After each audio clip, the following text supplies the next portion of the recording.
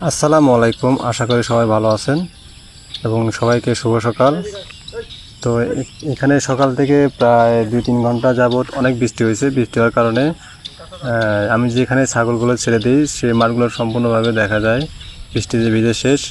তো আমার ছাগলগুলো যেহেতু 4-5 ঘন্টা সকাল থেকে বাঁধা, বিশেষ করে তো ওরা সকালে 10টার ভিতরে তাদের পেট ফুল হয়ে যায় মাঠে চড়ে। তো এখন প্রায় 10টা পার হয়ে গেছে।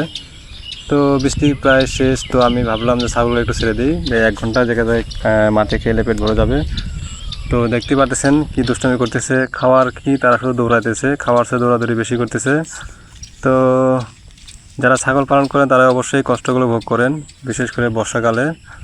তো অবশ্যই লাইক দিবেন যদি ছাগল খামারকে পছন্দ করেন, ছাগলকে পছন্দ করেন। সকলে আমার খামারের জন্য দোয়া করবেন। আমি সামনে আরও ছাগলের যে খামারটা তা বৃদ্ধি করব। তো তার জন্য আমি অনেকভাবে আসলে পরীক্ষা নিরীক্ষা করতেছি কীভাবে ছাগল পালন করলে ভালো হয়। তো আপনাদের দোয়ায় আলহামদুলিল্লাহ আমার ছাগল সব ভালো আছে। তো আসলে ছোটোখাটো কিছু সমস্যা হবে, তো এগুলো মিলাই আসলে ছাগল খামার জীবন সব কিছু মিলায়া। তো সব ভালো থাকুন। আসসালামু আলাইকুম।